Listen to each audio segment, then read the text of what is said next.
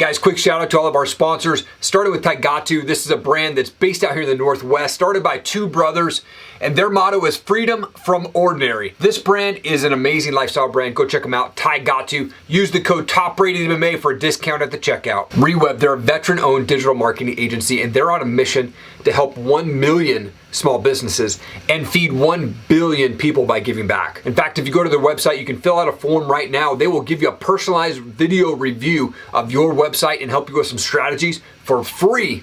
Just tell them Top Rated May sent you. Go check them out, rewebbed.com. Combat flags. They do flags like the one behind me and the original combat flag, which is a 4x6-inch flag made by fatigues that are donated to combat flags from soldiers that wore them. And the cool thing is, every combat flag that comes out to you has the story of the soldiers that wore that fatigue.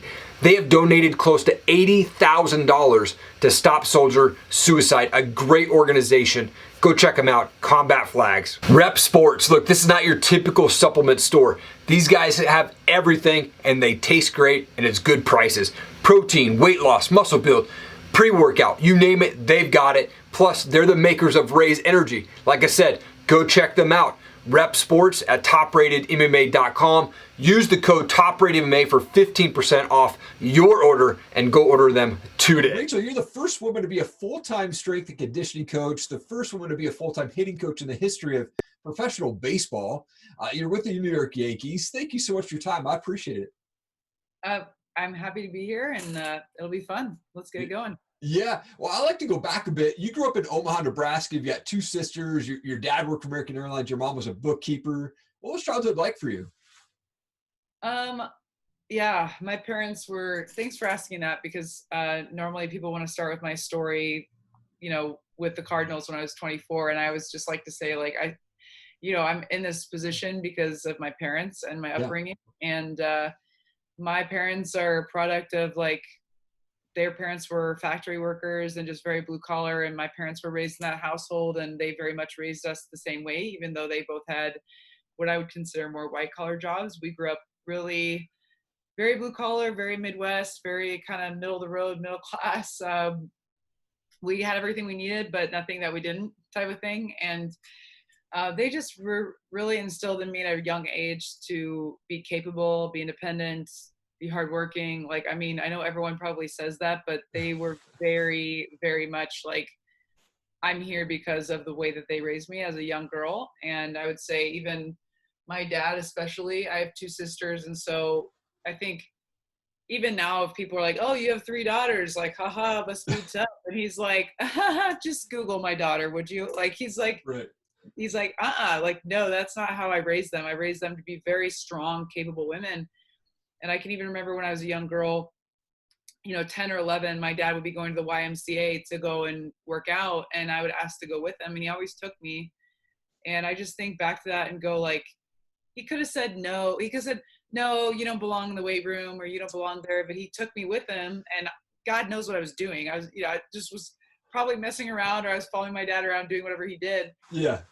But that's not important. The important part is, like, my parents never really, if we wanted to do something or, like, had a big dream or something that we wanted to accomplish, they always just said, like, yeah, okay. Yeah. Even if they thought behind closed doors, like, that's never going to happen. Yeah. They were like, yeah, sounds great. Like, okay. Yeah. What do we need to do? We can support you to do that. And if you work hard, it'll happen. And so that's, like, when people say, like, oh, how did you get there? I'm like, that's the true answer. Right. Because I had to be raised like that to even think about being in men's professional sports. Yeah. Then even put myself in the position to apply for those jobs. It's like, that's how I got here, and then after that, it was the same as everyone else. I did the internships and everything else. But the original part is just having the idea and the self-efficacy to know that I could do it. Yeah. Yeah. Well, and you played sports growing up. When did you make that decision that kind of was like, yep, I want to go and do this baseball thing? Well, I don't usually, I tell the story more and more now because it was so long ago, but at first I kept as a secret. So the reason why I'm in professional baseball, I would say, I played college softball and I knew I wanted to be in sports always. So I knew I wanted to be a strength coach. I went to LSU and was doing a graduate assistantship at LSU, which obviously is a really great athletic school. So sports and strength and conditioning, but really baseball came because the whole time that I was kind of burgeoning my career as a strength coach, I was dating a minor league baseball player. So Okay. I played softball in college. He played baseball at the same place. We dated for 2 years. Then he was drafted and played for the Dodgers organization. So as I was kind of climbing the ranks in my career, I was learning all this crazy stuff about minor league baseball, which no one knows about. It's like Right. this underground, it's this underground thing. And he was like all over the country and just like the Latin American side of things and moving up and down and like bad nutrition, long bus rides, like all this stuff that I started learning about. And I was just so fascinated by the journeymen that these guys were. And I just was like, God, I think I want to get into that because it's a challenge. Like, Yeah. you're moving all over the country. They're playing a game every single day. And so from a physical standpoint, you have to be on point and like understanding recovery to the fullest. And so I just really like honestly learned a lot from him, which is funny because it was an ex-boyfriend that actually got me into it. Sure. So anyway, that's why I was like fascinated by really most people are like, oh, I want to be in the big leagues. I was fascinated by minor league baseball and Latin America and just kind of the early journey of how these guys even get to the big leagues in the first place. So that's really what attracted me to that. Yeah, and you had your own challenges along the journey. I mean, even to the point where you're applying for teams, you weren't hearing anything back, that you actually had to change your name to Ray, and you kind of changed your resume to be more general neutral. What happened after you updated your resume and changed your name there? Yeah, I got a lot of responses. Okay. the backstory a bit is obviously in order to get to the point where I thought I needed to change my name, I was already having problems. So leading into the 2013 season, I faced some like really blatant gender discrimination where I was actually told like, you're not going to get this job because you're a woman and they're not going to hire you. So I was pretty naive to that point going into the 2013 season. And then I sat out that season, waitress, worked at Lululemon, picked up a couple more internships on my resume.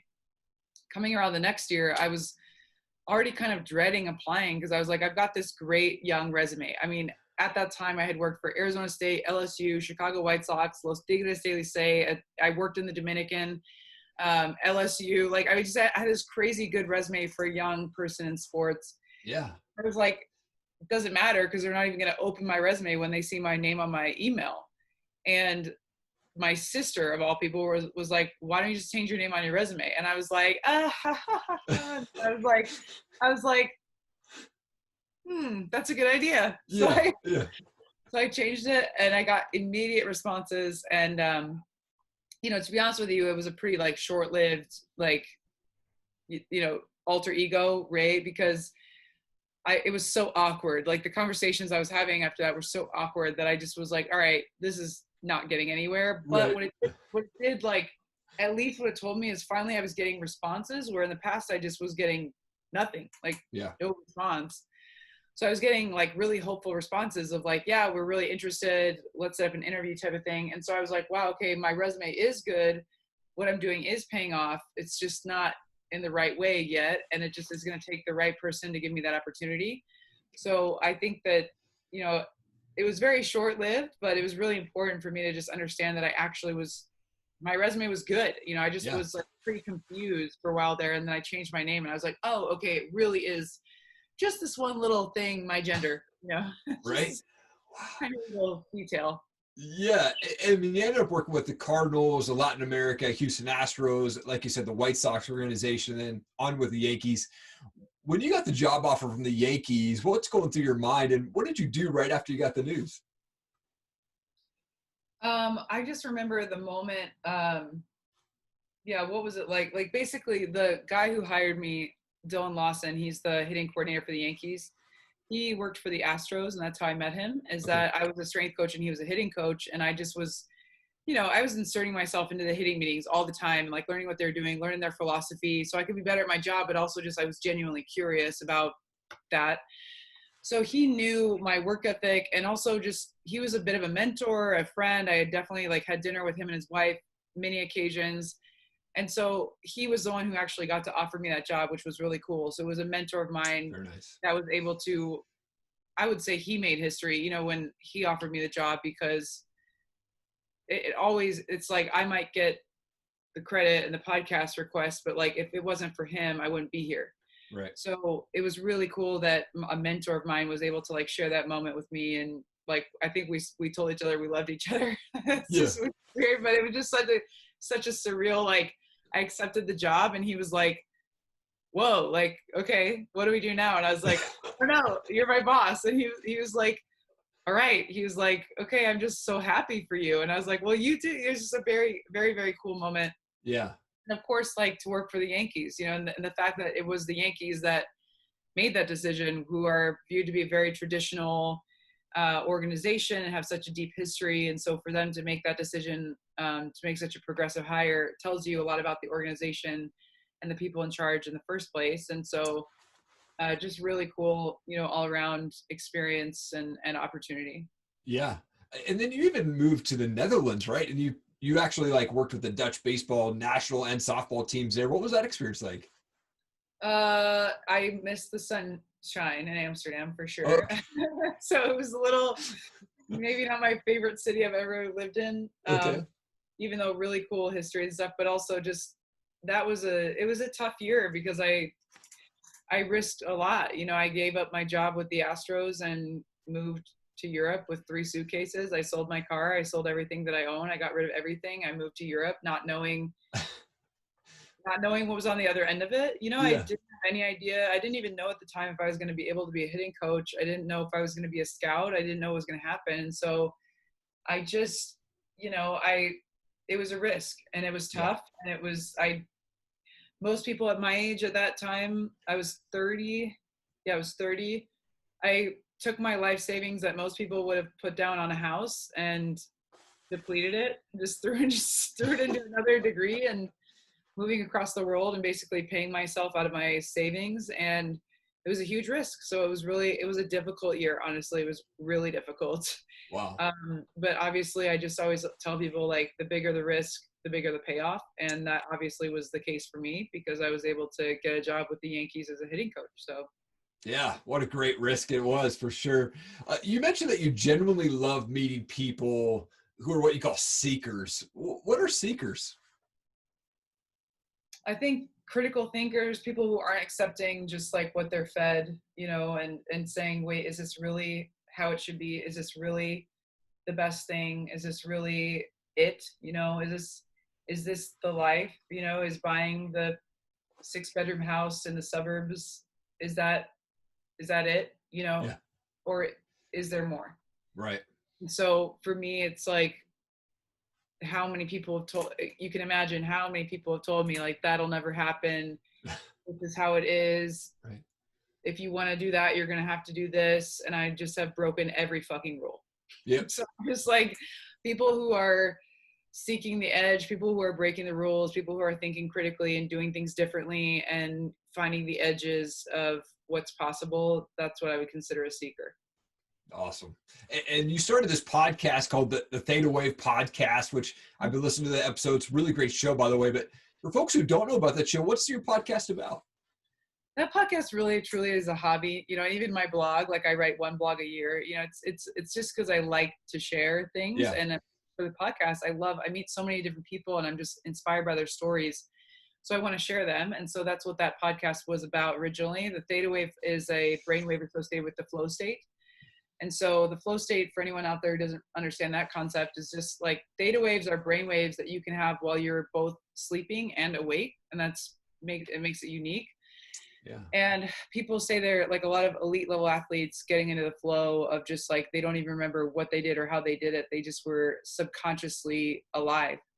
And they were in this flow because they were in their height of creativity and they were having so much fun, or they just were focused so hard on the task that they were trying to accomplish that they weren't even really consciously making the decision to do it. That's the flow state. And so I just try to interview people that I think are in the flow state more often than average. Yeah. Oh, very cool. While researching on your website, you also talk about this women's retreat that you started called Female Executive Mentorship. Sounds really awesome. But what can folks expect to get out of that? And what happens at those retreats? Well, I don't know yet because the first one was supposed to happen this fall and we pushed it back. Okay. So that'll be happening next year. Nice. But basically, FEM is, I'm partnering with a woman named Jen Wiederstrom, who's very well-known women in the fitness industry. And we both, you know, there is a giant lack of women in top level positions. So there are lots of women in the workforce, like that changed a long time ago, right? But there's still the lack of women who are in very high ranking positions in male dominated industries. And also just like, if you're at a C level of any company anywhere, not even in a male dominated industry, even if it's a female dominated industry, you're still probably going to be the only woman in the room. Just to hold a top level position in any industry is usually male dominated. And so I think that we as you know, I'm almost mid 30s, you know, 33, and she's 37, like we're getting up the ranks in our career, and the higher you get, the less women are above you to like guide you. Yeah. So we wanted to create basically FEM as female executive mentorships, and so just mentoring women that want to be, you know, high level career women, and what that means from a personal side of things and the personal sacrifices you might encounter, and also the professional sacrifices, the professional things you might have to deal with, and that they might already be dealing with, that they just need someone to go, hey, you're not crazy, like this has happened to me as well. Yep. And someone to just share stories with. And so the event basically is going to be a very small, intimate event. It's going to be capped at 30 women, application only. There'll be 6 mentors. And just to give you an idea, we've got like a CFO, we've got a CEO, we've got myself, a hitting coach for the Yankees. Jen Wiederstrom is extremely well known in the fitness business. We've got a senator. We've got women who are ranking in extremely high level positions that are going to be the mentors at the event. And they'll be speaking, but it's not like a normal event where you go, you watch someone speak, and then they kind of go off to the hotel room and you don't have an opportunity to even talk to them. Right. These 6 mentors will be available for like 3 full days. So they'll be at the breakfast, the lunch, the dinner. They'll be at all the activities. They'll be speaking. They'll be very, very engaged. So 30 attendees and 6 mentors. We're hoping to have a lot of very like one-on-one deep conversations with, you know, about people's struggles and just what I do. And so it's a very small event, and we're just hoping to make a big impact on women who are in the right times in their lives that kind of need that extra boost to go from middle management to the C level or whatever. I mean, the C level doesn't exist for me, but if I want to get to a high level, you need, I think it's important to have male mentors too, but there's plenty of those in there's plenty I have tons of male mentors in baseball. But I can't really turn to a lot of women and go, what did you do in this situation? There is no one. I just have to make it up, you know? Right. So I want to be a mentor for other young women that are kind of feeling that loneliness. Wow. Man, I can't wait. That's awesome. Such a great event. I think it'll just make huge impacts on people. I wanted to transition to some fun questions here real quick. I played baseball for a long time. My favorite player is Nolan Ryan. Do you have a favorite baseball player? My favorite baseball players are guys that I've worked with. You know, I'm not a fan. I, you know, just like any other industry, I suppose, like once you get to know the guys behind the scenes, you're like, oh, I cheered for you, you know, like you're not really nice and you're not a good person. Like, why would I ever want to? So I would say like my favorite players are guys that I've worked with that I've worked really hard, and you might not even know their names. You know, like there's a guy named Inoli Paredes who I worked with when I was with the Astros, who just made the big league roster for the Astros. And I'm super proud of him, and he's worked really hard, and I know him personally, so I'm a big fan of his. But there, you know, it's like, that's tough. Also, I didn't grow up watching baseball. I grew up watching softball. So my favorite baseball player was a softball player, and that was probably Jessica Mendoza or Kat Osterman, who people still might not know because I was a softball fan, you know? Yeah. Well, I'm a huge music guy, so I would love to ask this question. What's a favorite type of music, or do you have a favorite band that you like to listen to? Ooh, Mark Bassey is one that comes to mind. He's kind of or I don't know, he's like kind of hip hop, kind of not. Okay. I guess. I just really like his music. I'm like, as a strength coach, you just listen to everything. And so I mean, rap, country, rock, classic rock, oldies, Latin music. There's everything on my playlist, like everything. So, you know, I'm all over the place. What about you? What music do you like? You know, I used to just be straight metal, like, you know, more rock. And I think over the years, as I've gotten a little bit older, my eyes and my ears have opened up to like more hip hop, more country, but I'm probably more on the rocker side than all of them. Yeah. Something about the beard and the flag said that to me. I'm sure. Yeah, I'm sure. Well, Rachel, such an honor to have you on my show. Thank you so much for taking the time. This was great. Yeah, absolutely. Some good questions there. Thank you, Rachel. Have a great one. All right. Thank you so much for watching the show today. I so appreciate it. Please leave a comment down below. Leave us a review. Share this video. We want to get it in front of as many people as we can. I'm going to continue to bring on the best guests possible from world changers, entrepreneurs, success-minded people, and the best up-and-coming fighters, real stories. We are creating visionaries here on this channel. Thank you so much for checking it out. Have an awesome day.